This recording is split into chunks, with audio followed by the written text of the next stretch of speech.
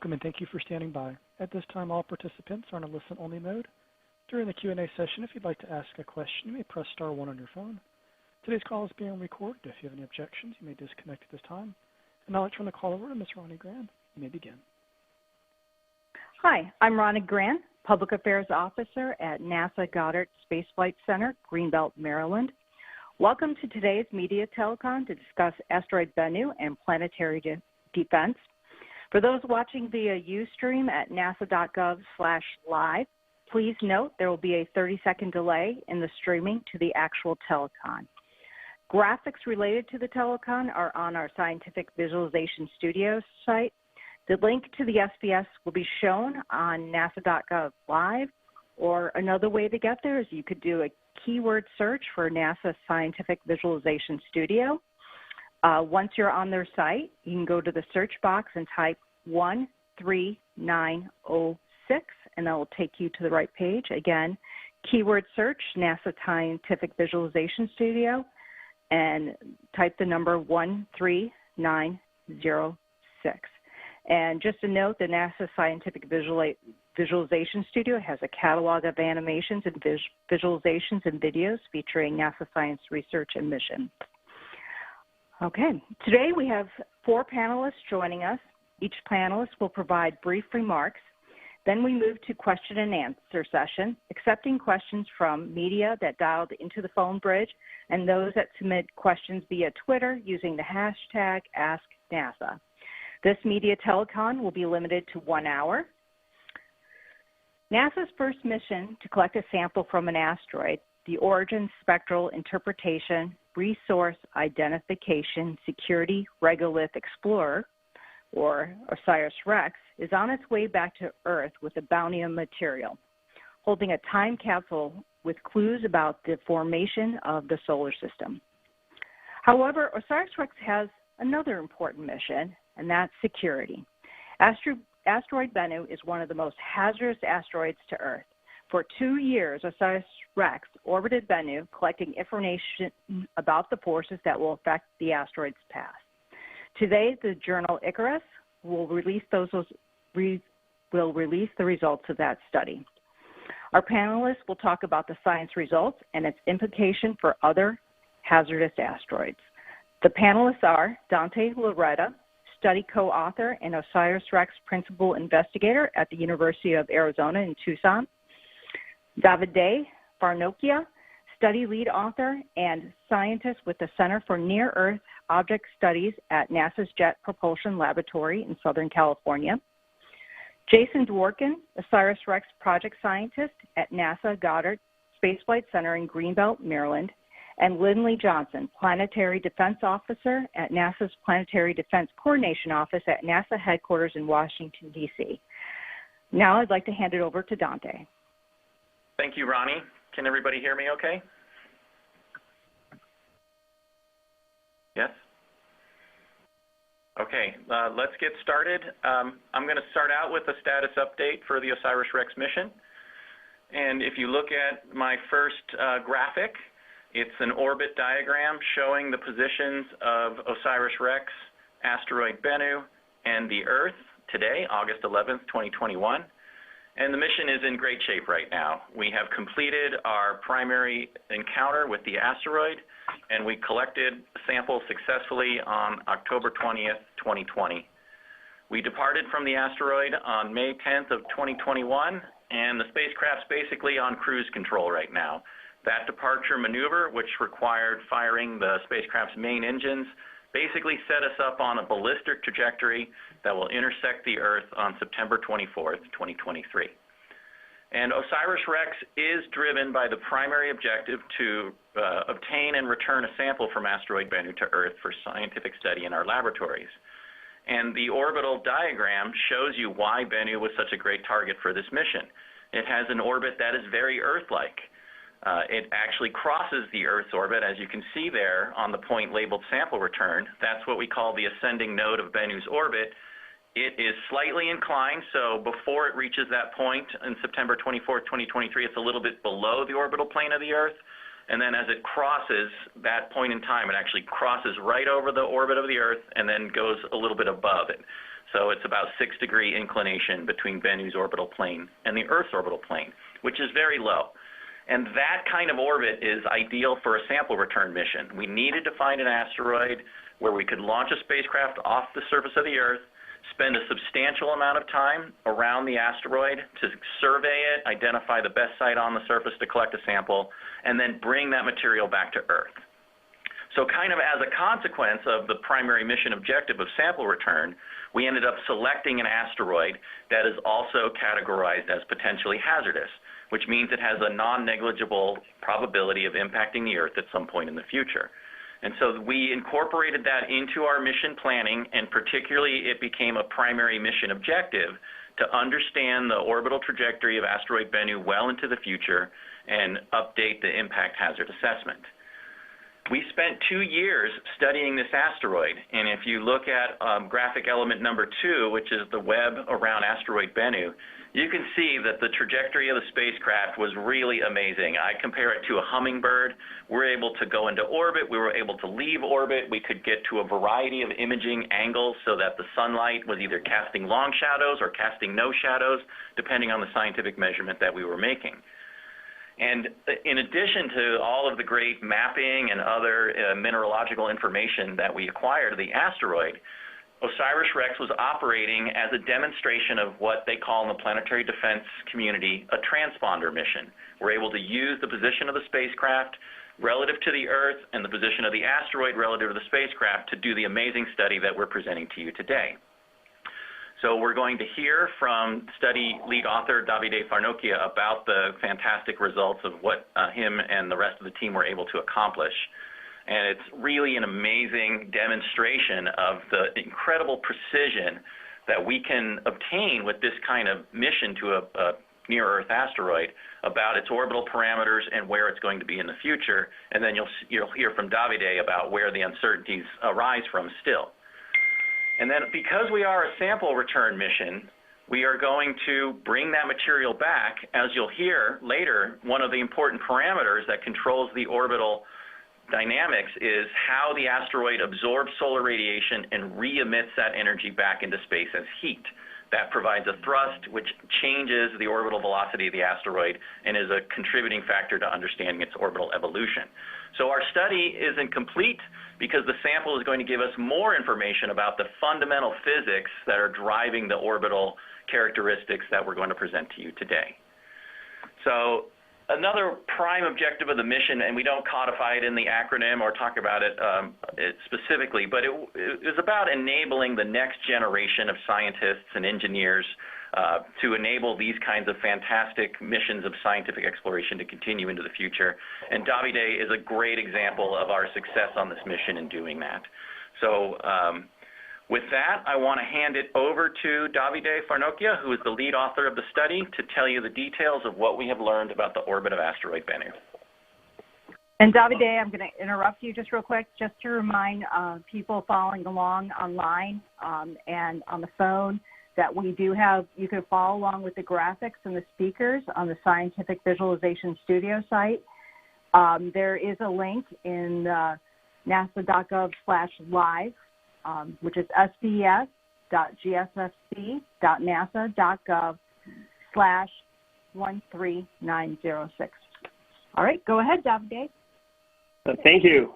Yeah, I still remember, actually, when I first learned about the OSIRIS-REx mission, it was actually the day the mission got selected. It was 2011, and at the time, I was a PhD student at the University of Pisa back in Italy, and I was in the process of getting an appointment to work for NASA's Jet Propulsion Laboratory. One morning, I entered my PhD advisor's office, and he's going through his email, and suddenly, at some point, he turns to me and says, Davide, do you want to know the latest? The OSIRIS-REx mission has just been selected. Now we know what you're going to be working on once you go to work for JPL, Jet Propulsion Laboratory. And sure enough, I've been very busy and very happy working on this amazing mission for several years now. Before I get into the details about the paper, I think it makes sense to provide some background on Bennu. As Dante mentioned, Bennu is one of the potentially hazardous asteroids, which means it's fairly sizable. It's about 0.5 kilometer in diameter. and its orbit has the potential of bringing it close to the Earth. These are the objects that we really pay a lot of attention to at the Center for Near-Earth Object Studies. We want to ensure these objects get properly tracked. We want to get data for these objects so that we can use the data to precisely compute their trajectory, predict their future motion, and assess whether or not there is a possibility of an impact. And for Bennu, the asteroid community at large has done an amazing job. Bennu was discovered in 1999, and since then it's been extensively tracked using both optical and radar telescopes. The amount of data collected, even before the OSIRIS-REx mission, gave us one of the best known orbits in the entire asteroid catalog. The orbit was so well known that we could predict its exact motion all the way to 2135. That's more than 100 years into the future. What happens in 2135? Well, in September 2135, Bennu is going to come close to the Earth. And even though there is no possibility whatsoever of an impact during that encounter, Bennu is going to be fairly close to the Earth. The distance is going to be about half the distance between the Earth and the Moon. And when you come that close to the Earth, the gravity of the Earth is going to change your trajectory in a significant way. And in order to know the trajectory after the encounter, you really need to know the position of Bennu right before the encounter so that you can model how the gravity is going to perturb the motion of Bennu. And in particular, we have to deal with the so-called gravitational keyholes. Keyholes are narrow locations in space at the time of the 2135 encounter. If Bennu were to pass through one of those keyholes, then the gravity of the Earth would tweak the motion of Bennu by just the right amount to put it on a collision trajectory at a later date in the 22nd century. So we really want to avoid those keyholes. However, there is a problem that in order to model and predict the position of Bennu in 2135, we need to account for a subtle non-gravitational perturbation called Yarkovsky effect. The Yarkovsky effect is due to sunlight reaching the asteroid and warming up its day side. As the asteroid is rotating, the night side cools down and the heat gets released. And that causes a gentle push on the asteroid. And that's a very small push. I'll make an analogy. The Yarkovsky effect acting on Bennu is equivalent to the weight of 3 grapes. Think about that, just 3 grapes. And that's what's really driving the motion of Bennu into the future, because this acceleration, it's persistent, its effect builds up over time, and it becomes very significant by the time we get to 2135. So what's the problem with it? Well, the Yarkovsky effect really depends on the specific properties of the asteroid you're working on. In particular, you need to know the asteroid size, mass, shape, rotation state, surface, and thermal properties. And those are information that are really hard to collect from the ground. It's really hard to measure this kind of information from the ground. And that's where the OSIRIS-REx comes in, because the spacecraft went to Bennu, it stayed in orbit for about 2 years, collected all the data we needed in order to quantify these physical properties. And that gave us all the ingredients we needed to compute the Yarkovsky acceleration and account for that as we modeled the future motion of Bennu. So that's really one of the major contributions from the OSIRIS-REx mission when it comes to modeling the trajectory of asteroid Bennu. The second component, as Dante mentioned, is the fact that by tracking the spacecraft over 2 years of proximity operations, we obtained fantastic positional constraints on the position of Bennu. We measured the distance between the Earth and Bennu, which at times was as large as the distance between the Earth and the Sun, with a precision of 2 meters. That's the height of a basketball player. That's how well we can constrain the position of Bennu. But of course, with great responsibility comes with great power comes great responsibility. Well, with great powerful data come great challenges. We really needed to step up to the challenge and model the trajectory of Bennu to a level that was never tried before for any asteroid. And so beyond the gravity from the sun, the planets, the already mentioned Yarkovsky effect, we also have to account for other solar radiation forces, Einstein's relativity, and the gravitational pull coming from hundreds of other asteroids in the solar system. We also had to check other small terms that we thought were not relevant, but at this level of precision, we really needed to go down, check the numbers, and ensure that that was the case. And I'll mention two examples that I find particularly interesting.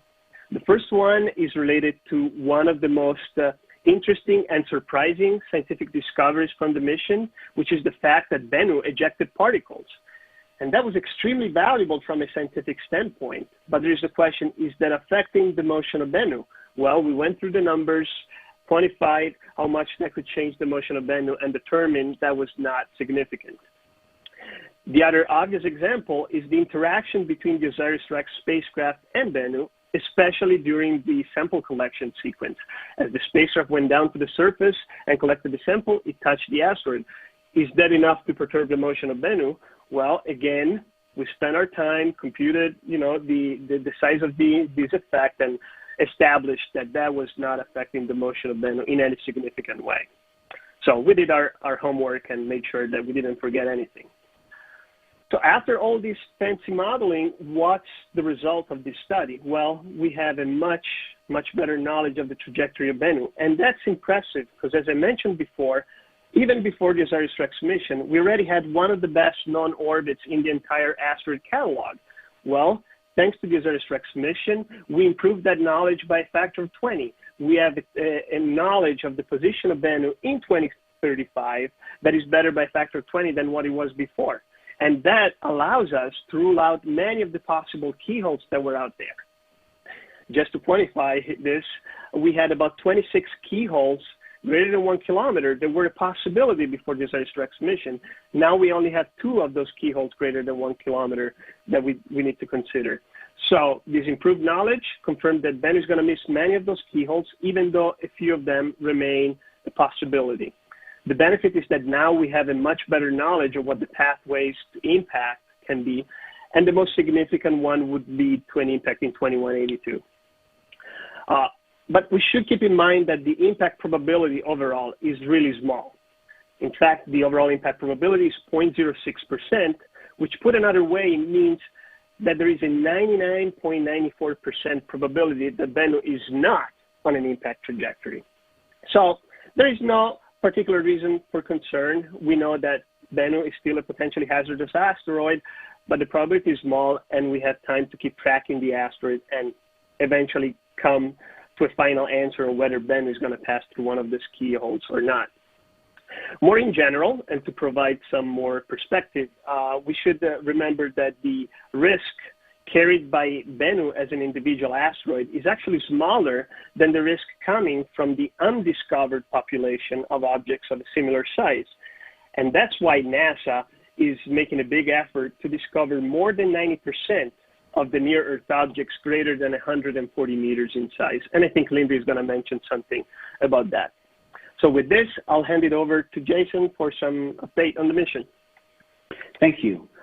So in the first graphic, we'll remind you that the OSIRIS-REx mission last October collected an enormous amount of sample, so much so that it overflows the sample collector, but was successfully and safely stored within the sample collection device and is on its way back to Earth to land in Utah Test and Training Range September 24th, 2023. So mark your calendars.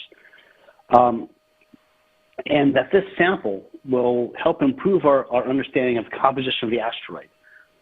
By looking at the thermal physics that leads the Yarkovsky effect at the microscale, we can better understand the causes of these effects, the causes of the thermal inertia that we observed on the asteroid that has led to the Yarkovsky effect, as well as studying the strength, density, cohesion, and elastic properties of the regolith that we bring back. We can study that in great detail, such that if it becomes necessary in 2136 to develop a strategy to deflect Bennu, we'll have the information both based on our in situ results by contacting the asteroid with a touch and go maneuver, as well as the properties of this material.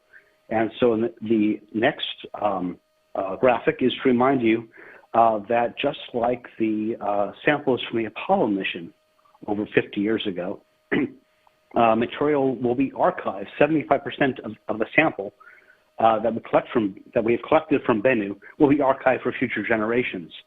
And we can study the sample properties and, like I said, the thermal physics properties and the chemical properties and the strength, density, and cohesion now, as well as future generations can look at these if they need to come up with strategies on how to interact with Bennu if a diversion is necessary.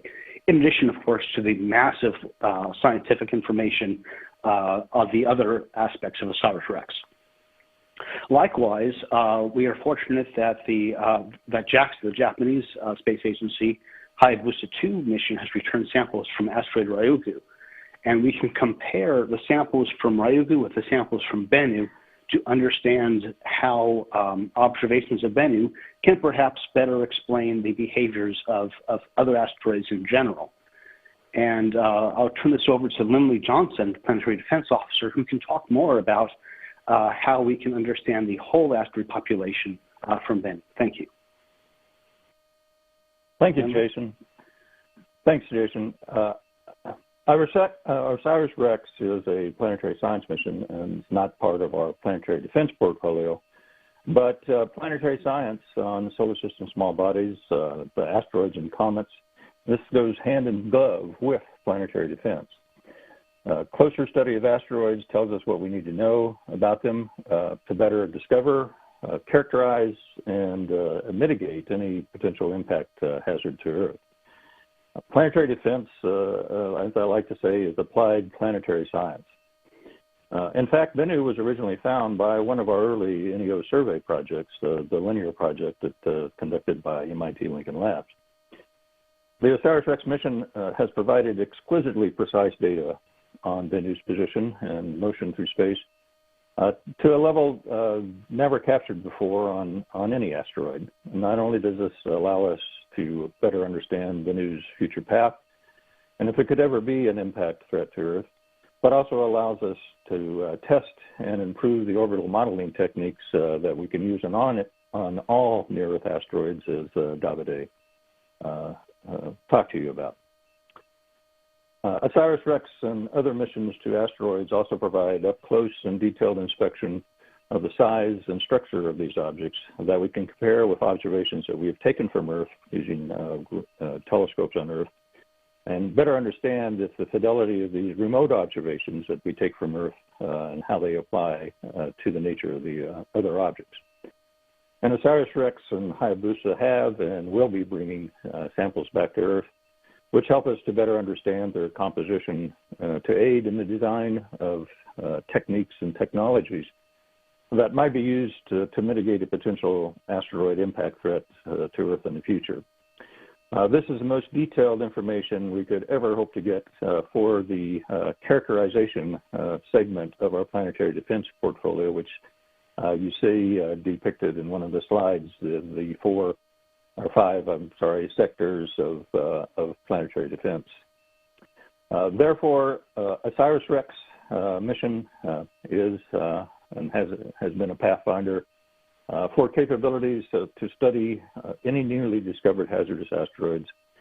And what has been learned can be applied to future missions more specifically designed for reconnaissance of hazardous asteroids. We now know a lot about Bennu, but what about what else is out there?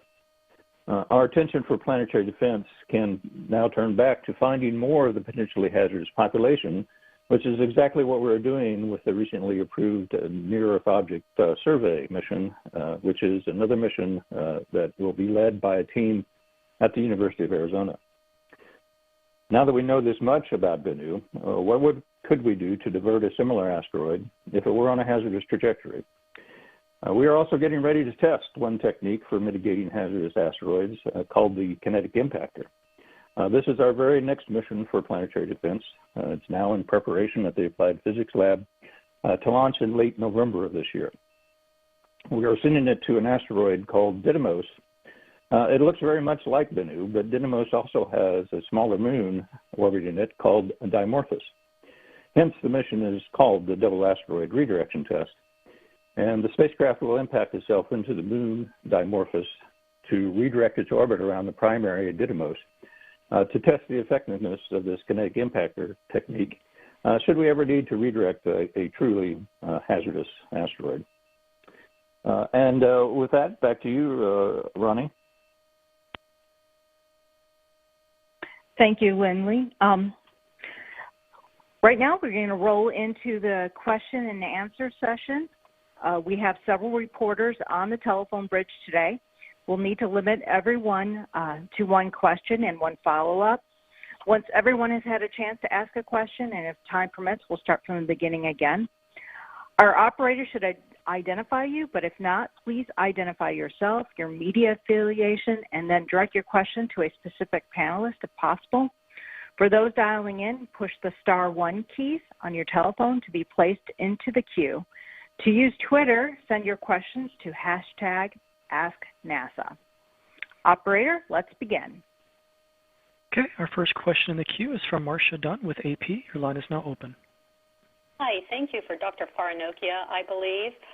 It looks like the odds are greater now that we could take a hit from Bennu, even though it's still slight. We went from 1 in 2,700 through 2,200 to 1 in 1,750 through the year 2,300. I mean, I guess that's the bad news in all this. Is that how you see this? Do you see how much more likely, statistics aside, do you see the threat from Bennu at this point in the next few hundred years? Thanks.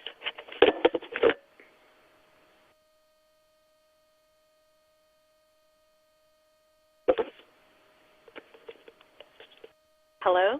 I hope you heard my question.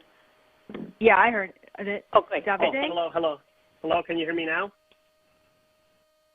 Yes. Can you hear me now? Okay. Yes. Okay. So, yeah, you're technically right that the impact probability went up just a little bit, but it's not a significant change. The impact probability is pretty much the same, and we actually now have a much better knowledge of the Bennu trajectory, and we can better constrain what the possible pathways to impact are. So I think that overall the situation has improved, and I'm not any more concerned about Bennu than I was before. The impact probability remains really small, and so no particular concern. We're going to track Bennu and have a final answer at some point, but we shouldn't be worried about it too much.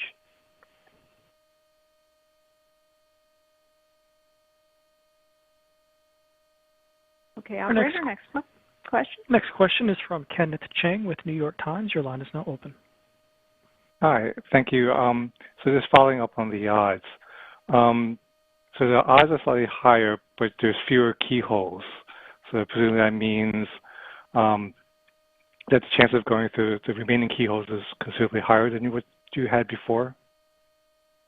Well, so what happens is that the probability of going through, let's say, the 2182 keyholes are now much higher than they were before. But overall, you were able to rule out many of the possible keyholes that you had before. So it's essentially, the uncertainty shrinks, and whatever remains inside the probability is going to have higher chances than it did before. But the benefit is that you get to rule out many of the possibilities, and that's key. Okay. And just a quick follow-up. Are there any years between 2200 and 2300 where there are significant chances of impact? Well, there is the paper. The paper gives a list of all the possible, impact chances. And as I said, 2182 is the most significant one. There is other dates like 2187, 2192, 2194. There is some possible impacts, but as I said, the most significant one is 2182, and the others have a much smaller impact probability. Thank you. Next question is from Alexandra Witze with Nature Magazine. Your line is now open. Hi, thanks for taking my question. This is also for Davide.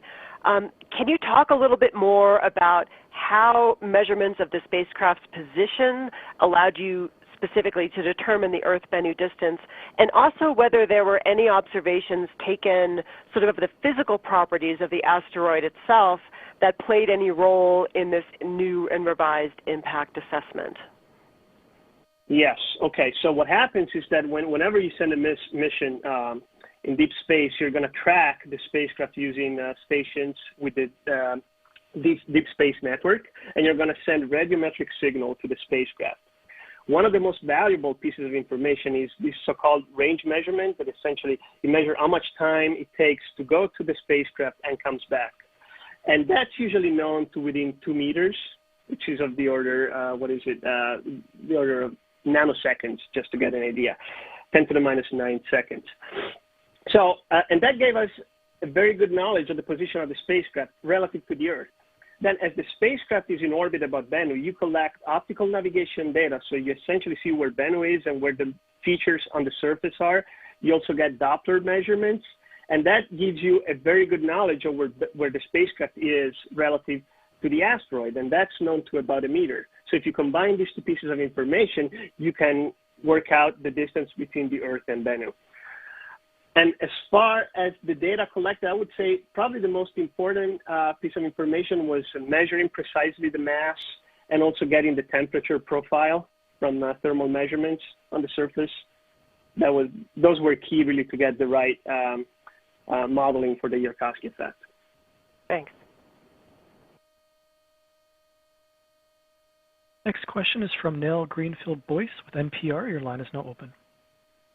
Thanks for this. So I understand that, all these things that went into this refined trajectory. Am I correct in understanding that we basically won't get any more useful information between now and 2135? Like, at that point, will you all be able to know, what the, if it does indeed seem like it's going to hit the Earth when it returns? Okay, so I think I'll take this one as well. Well, in 2135, you'll know for sure, but we're going to keep observing Bennu even before that. In particular, there is a very good opportunity in 2137. Bennu is going to come close to the Earth, not as close as in 2135, but close enough to collect radar data. And at the time, we're just going to see how much that those observations are going to improve our knowledge on the trajectory, and chances are that the uncertainty would shrink a little further. But yeah, we're going to keep tracking Bennu, and chances are we're going to know before 2135 at some point, even though it's not clear yet at what point we will be able to get a final answer.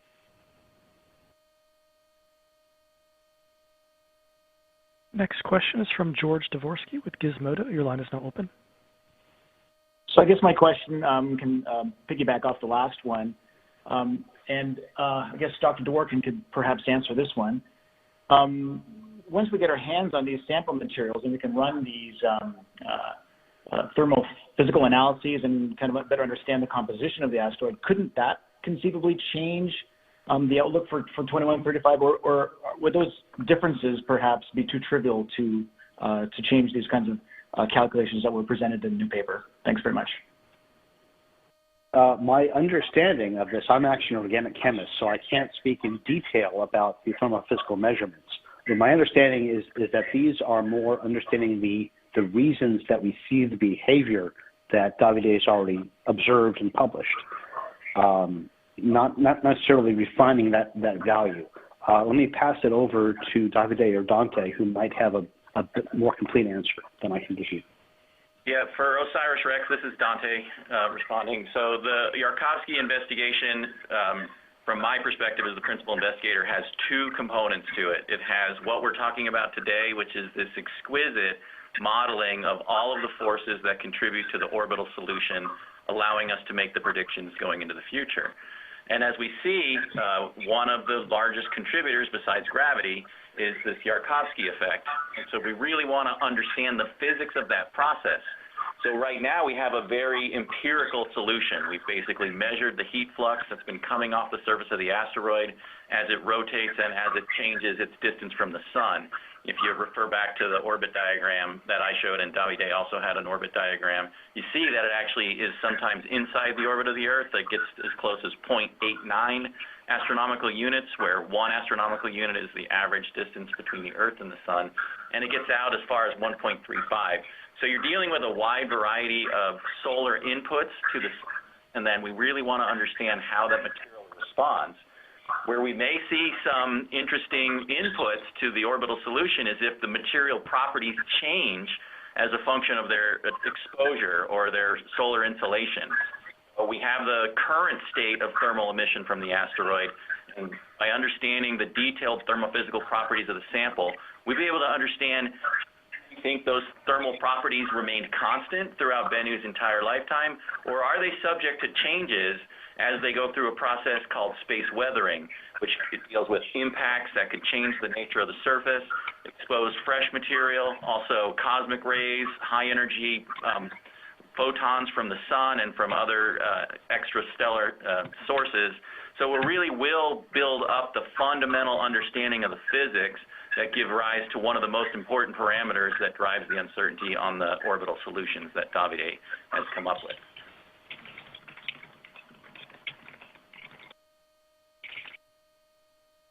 Next question is from Camille Carlot with Sky and Telescope magazine. Your line is now open. Hi. I had two questions. One, could you explain more why keyholes exist? And also, will you be sending OSIRIS-REx to another asteroid after you drop the sample? And if so, could that also contribute to this conversation about another potentially hazardous asteroid and the chances of getting hit by that? Well, I'll take... Dante, let me take the second one first, Davide, and I'll hand it over to you for the keyholes, just to get ahead of that. So right now, the primary mission of OSIRIS-REx is to deliver those samples back to Earth, and that is on plan for September 24th, 2023. We do have the opportunity to propose to NASA an idea for an extended mission concept. That's a normal process that NASA goes through for a lot of the missions as they're approaching the end of their primary phase.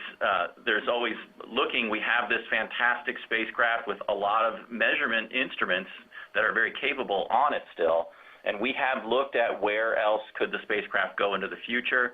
We are going to be submitting our concept to the agency in early 2022, allowing them to make a decision on whether they want to support the concept for an extended mission. Yeah, and about the keyholes, essentially when you have a close encounter with the planet, in this case the Earth, that really affects the motion of the asteroid and can inject the asteroid on a variety of different trajectories depending exactly on where you are right before the encounter. And some of the positions before the encounter are actually perturbed in the right way by the planet's gravity to put you on an impact trajectory. And so if you identify the set of those positions that lead to a future impact, that's what we call keyhole, and that's what you want to miss to avoid the impact at a later date. Okay. Next question is from Megan Bartels with Space.com. Your line is now open. Hi there. Thanks so much for taking my call. I wanted to ask about really digging into that data. You had 2.5 years at Bennu proper, and I'm wondering if you needed literally all that data to refine the trajectory this much, or if a shorter visit or a flyby mission could also have given you the extra details you needed to make these estimates. Thanks so much. Well, it's always a trade-off. In general, you need to be in orbit in order to constrain the position of the spacecraft relative to the asteroid in such a way that we can use tracking to the spacecraft to constrain the position of the asteroid. And the longer you stay, the longer the constraint becomes, the stronger the constraint becomes on the trajectory. So 2 years was a very good amount. You could have done with a little less, but the amount of information would have been, not as significant. So if you had done 1 year, you would have lost some sizable amount of information. So the longer you stay, the better. But of course, there is other constraints, such as returning the sample back to Earth. Mm-hmm. Great, thanks. Next question is from Michael Grishko with National Geographic. Your line is now open. Hi, thank you so much for doing this. I have a question for Davide related to kind of the lingering sources of uncertainty. I mean, you all have gone through an extraordinary effort to measure Bennu's current position. What are the single biggest sources of uncertainty in the modeling moving forward, including things like gravitational perturbations from other solar system bodies? Yeah, I'd say right now the biggest source of uncertainty would be related to the mass of all the other asteroids that we are including in the model. And we should really be sending missions to all of them so that we can measure their mass and know exactly what their effect is. In our study, what we did is to use the best known estimate for that mass, but also to account for the uncertainty in that mass, and folded that into the uncertainty of the trajectory of Bennu. So getting the mass of the asteroids in the solar system would be the next major step in improving this trajectory. A quick follow-up to that. In a few years' time, NASA will be launching the NEO Surveyor. It's an infrared space telescope that's especially well-suited to measuring the sizes of asteroids. How useful will those data be in at least constraining those asteroid sizes and, helping estimate mass? Well, for most of these objects that we are including as perturbers, the motion of Bennu, we already have some decent guess of the size. Of course, NEO Surveyor might give us more data. We're going to improve that. We still have uncertainty on the bulk density of these objects, and that's going to affect the uncertainty in the mass. So the size and the density are the two sources of uncertainty for a mass. The size can be well constrained using infrared data. The density remains uncertain, even though you can get spectra, you can get an idea of colors to kind of constrain the taxonomic type and have a good guess of what the density could be.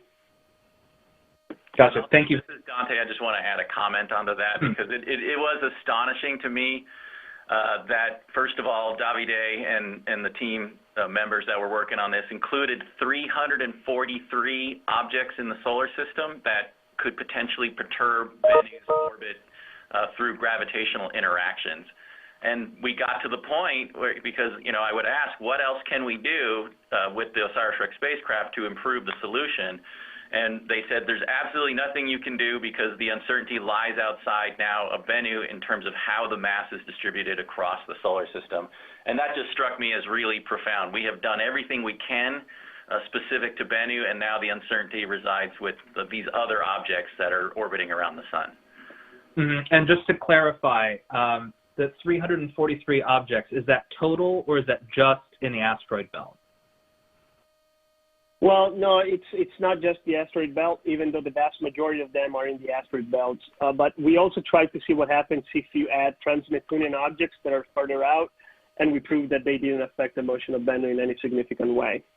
So 343 are plenty for modeling the trajectory of Bennu, but we could improve that even further if we had a better knowledge of their masses. Gotcha. Thank you. Hi, this is Ronnie Grand. Just reminding folks, we've pretty much got through the first queue of questions. If any reporters have more questions, please hit *1 and join the queue. Operator, take the next question, please. Okay, next question is from Ken Kramer with Space Up Close. Your line is now open. Hi, thank you for doing this. My question, I'm not sure, maybe this is for Lindley. I'm wondering how close would this object have to come to Earth to actually cause great concern, besides a direct impact? If I understood you right, you said the distance will be half the Earth-Moon distance. So, again, how close would it have to be to cause concern?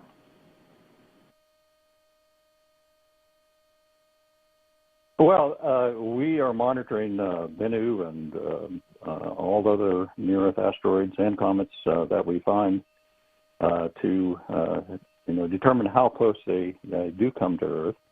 Once we have good orbits on them, and that shows that it's just going to be a close approach and not potential for an impact, then they're not of concern anymore. We understand where they are and where they're going.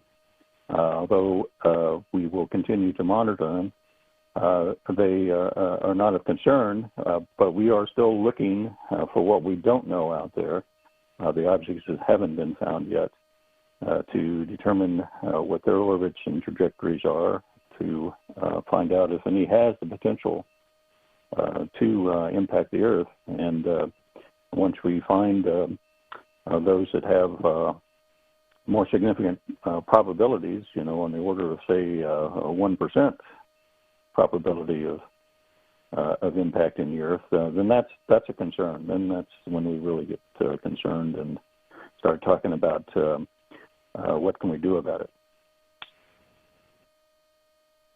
All right, thank you. Next question is from John Kelvey with Inverse.com. Your line is now open. Yeah, hi. Thank you all very much for doing this. I'm curious. I understand still very low probability of an impact from Bennu, but I'm wondering if anything else we've learned from these studies thus far tells us anything about our ability to head off an impact if the thinnest of probabilities were to come about. And relatedly, you're still the kinetic impactor study hasn't been done yet, but I'm wondering if there's anything that hints that might be something that could work for Bennu. Do we know enough yet to know what our odds would be of deflecting Bennu if the worst possible and least likely outcome would come about? Lindley, do you want to take that, or should I go? I'll try it, and you can certainly add. I kind of broke up there. I'm not sure I got all of the question, but understanding the physical properties of near-Earth asteroids like Bennu, being able to compare them to other observations that we take to help us understand more what the overall population looks like is always a benefit to our looking at what various techniques can be used to deflect them. Of course, the biggest factor in our being able to deflect an object is how far in advance we find them before a potential impact. That's really the most important thing. You've got to find them first before you can do anything, and the further out in time that you find them, the better our chances are, and the more options that we have for doing a deflection. So with Bennu, we know about it, almost 2 centuries before it could pose an impact threat, and that gives us a great amount of time to develop any mitigation technique that might be used against it. And in fact, we're looking at technology 100 years from now, when Bennu does make this close pass by Earth. Hopefully, we'll be much more capable than what we have today. So we don't know what might be used against Bennu because it's 100 years in the future before we have to worry about it. Go ahead, Davide. Do you have something to add? Yeah, the only thing you might want to add is that, let's say that the 2182 impact becomes, a real possibility. You're going to find out in 2135. That's almost 50 years of time to deal with it. That's plenty. Yeah, this is Jason. If I could also jump in, I'll mention that from our interactions with Bennu, we know that it's a rubble pile asteroid with interior void spaces. When we contacted Bennu, we observed the plumes of regolith being thrown up from the contact. And when we study the samples in the laboratory up close, we'll understand the physical behavior of the particles, such that if technologies are developed that involve impacting or touching the asteroid, we'll know how the surface will respond to those technologies.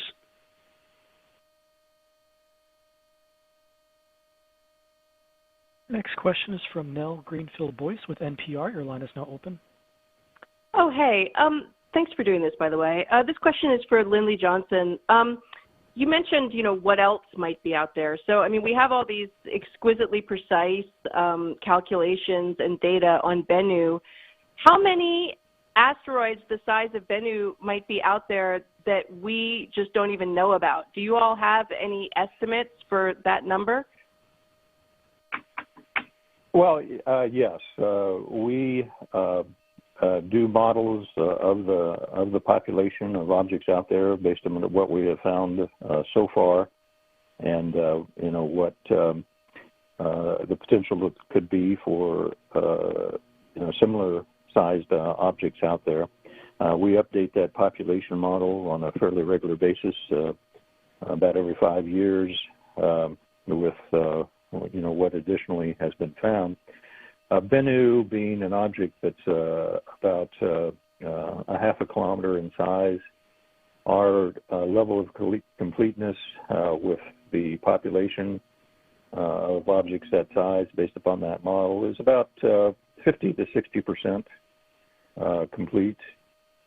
So we're pretty well up on that curve, but there is a way to go, and that's why missions like the NEO-Surveyor mission are important in that it will pretty fully complete that population of that size objects, and even further down in size, down below 140 meters in size.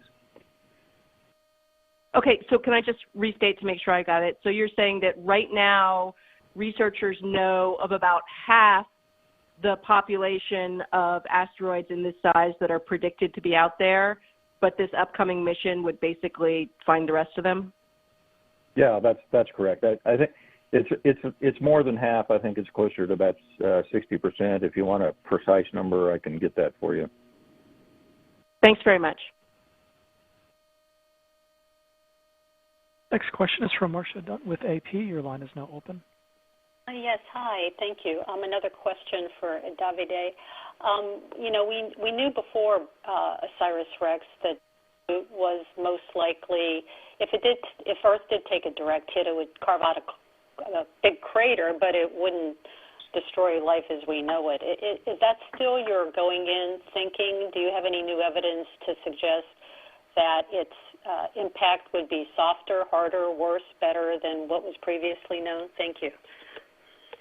No, I would say the situation would pretty much be the same, because the assumptions about the size and the mass of Bennu were mostly accurate, and so the damage to the ground would not change.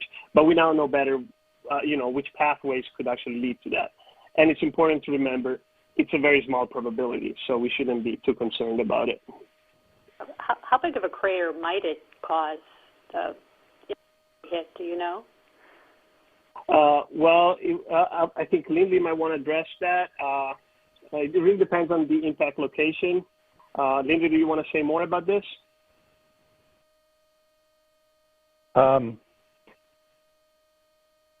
Sure.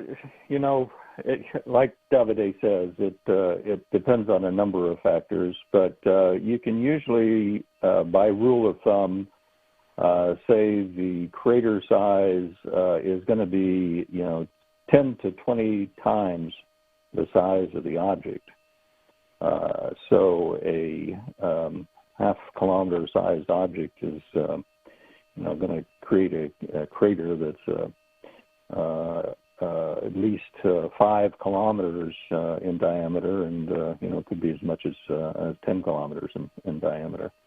But the area of devastation is going to be much broader than that, as much as 100 times the size of the crater. An object Bennu size impacting on the eastern seaboard states pretty much devastate things up and down the coast. Those are all rules of thumb, though. It really depends a lot on the precise circumstances of the object and the impact, its trajectory, angle of entry into the Earth's atmosphere, and all those kinds of things. Thank you. Next question is from Kenneth Chang with New York Times. Your line is now open. Hi, thanks. This is for Lindley. You mentioned that I think you mentioned that 50 years would be plenty of time to divert Bennu, but you didn't know exactly what technologies would be available. But I guess given current technologies and what's known about Bennu as sort of a rubble pile, what would be the most promising way of getting it into a safe orbit or diverting it?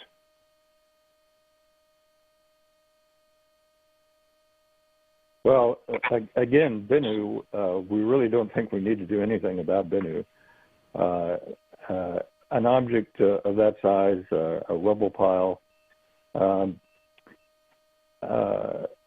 current technology, kinetic impactors say it certainly would take multiple kinetic impactors, one after the other, and kind of a shoot kind of situation to divert Bennu a significant amount, which certainly is feasible in a 50-year time frame.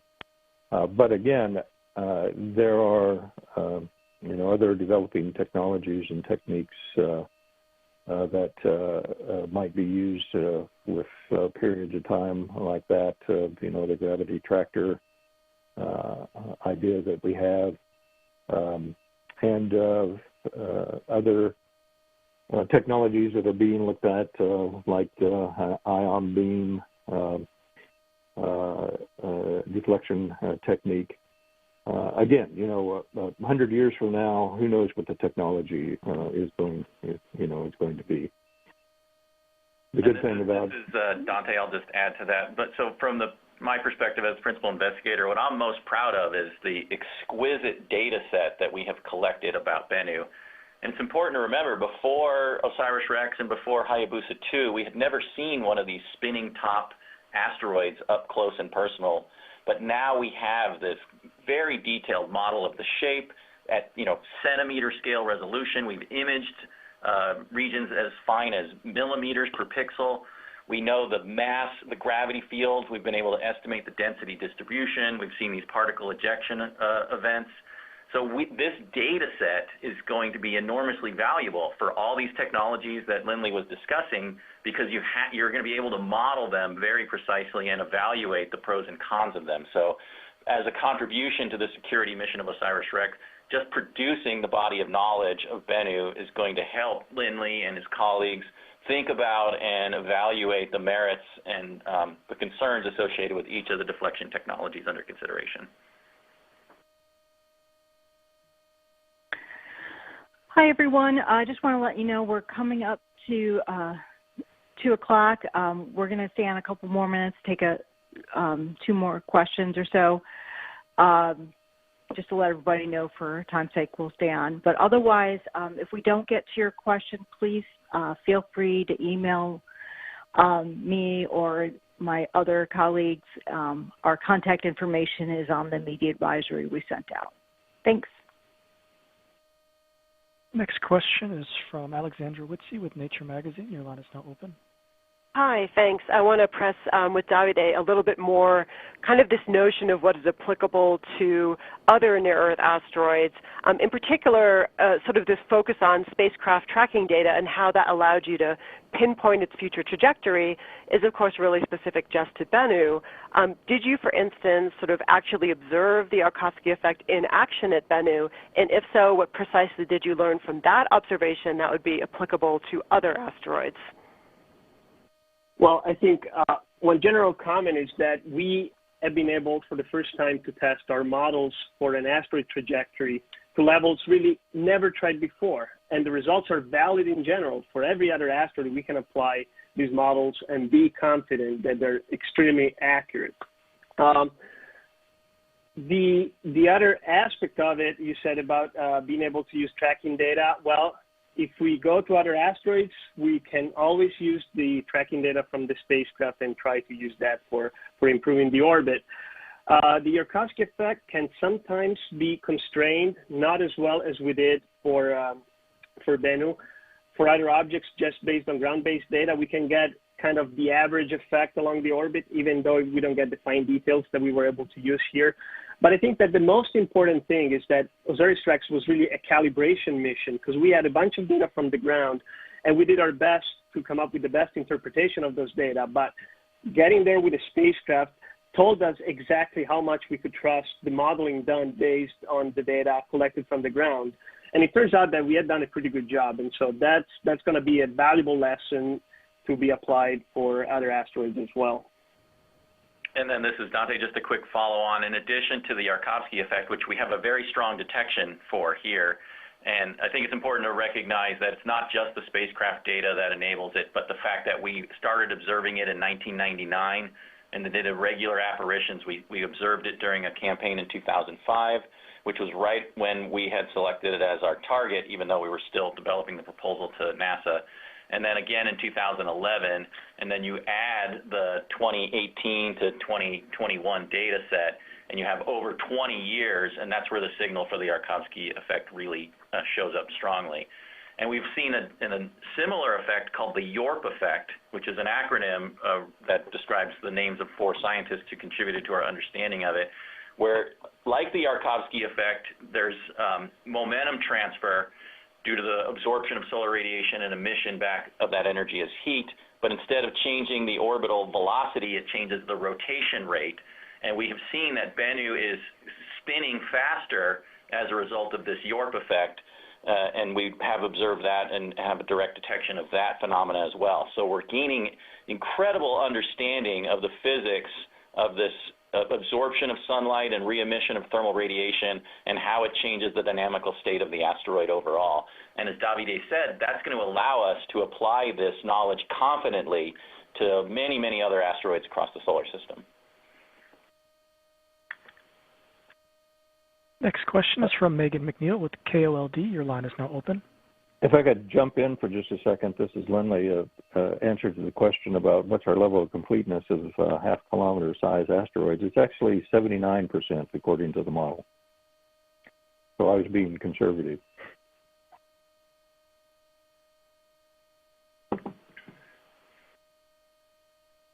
And Megan McNeil, your line is open. Awesome. Yeah. Thanks, everyone, for doing this. I think it's kind of interesting that we're all talking about, like, oh, we're watching this. We are going to see this. Obviously, none of us are going to be here in 2135, at least. Personally, I hope I'm not. So how do we kind of continue this science forward and continue looking at these issues and looking at asteroids and tracking them and coming up with diversion techniques or, you know, things that we need to look at? How do y'all kind of push forward the education and the momentum to keep future scientists and children involved and participate in this? Yeah, I'll take that because, as I mentioned in my opening remarks, one of the key objectives of the mission is training the next generation of scientists and engineers to enable an educated workforce and to excite young people all over the world. And one of the most gratifying parts of being the principal investigator is the well wishes that I've gotten from international and national people all over the globe. And we're very dedicated to that. Davide is a great example. Davide is going to have students that he's going to teach these methods to. We're going to have, obviously, all of the material that we've put into the scientific literature and our amazing data archive that's going into the planetary data system. And then for OSIRIS-REx, the gift that keeps on giving is that sample. So we will have those materials on Earth. They will be studied immediately and intensely as soon as they're at NASA's Johnson Space Center at the curation facility that we're building there. But they're going to be available for decades into the future. We're still looking at Apollo samples and learning amazing new things about the formation and evolution of the moon because we have the rocks that were collected by the Apollo astronauts, and our techniques and our laboratory capabilities have grown substantially since then. So we can ask questions people couldn't even think of in the 1960s and 1970s, and the OSIRIS-REx samples are going to enable that for future generations interested in asteroid science, to understand the origin of the solar system, asteroid resources for future solar system exploration, and of course for security for orbit determination and impact hazard assessment. If I could add to that, because I just got a report from them today, so it's on the top of my mind. We in the Planetary Defense Coordination Office support a project called the International Asteroid Search Collaboration. And what it is a team that develops a program that is available to schools not only in the U.S. but around the world for providing materials for students to actually search for asteroids in the images that are provided by our survey projects, so they can learn about what it takes to find asteroids in space, measure their positions, and provide that data to our Minor Planet Center, the repository of all observations and orbits.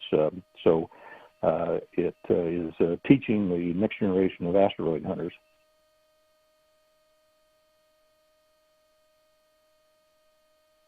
Next question is from Michael Greshka with National Geographic. Your line is open.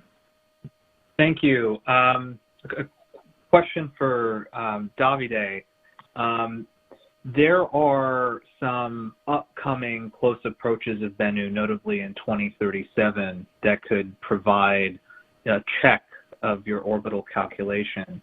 How, what are your thoughts on additional observations and also the importance of ongoing and future surveys of the solar system, including what the Rubin Observatory will be doing starting in a couple years? Thanks. Well, so about Bennu and the possibility of new observations, I would say science is always about, coming up with models and comparing your models with data. So I just look forward to getting more data and comparing that to the orbital predictions that we made, and we're confident everything is going to line up just fine. But that's the purpose of getting data. We want to get more data and improve our knowledge, so we're going to keep doing that. In general, about the other surveys coming up, we also look forward to that because they're going to give us what we need in order to find more of these asteroids, increase essentially the census of the known objects, and that has serious scientific implications in our understanding about the formation of the solar system, but it also allows us to get a better idea of what asteroids out there could be a risk to the Earth. Great. Thank you. All right. Thank you, everyone. That's all we have time for today. Thank you to the journalists who dial in and all the great questions. And I'd also like to thank the panelists and our operator for their time today. If you joined this telecon late, you can listen to the entire recording by dialing 1-888-566-0418. Again, that number is 1-888-566-0418. And you can also continue the conversation online about asteroids and planetary defense by going to hashtag AskNASA on Twitter. Thanks again. This concludes today's call. Thank you for your participation. You may disconnect at this time. Speakers, please stand by.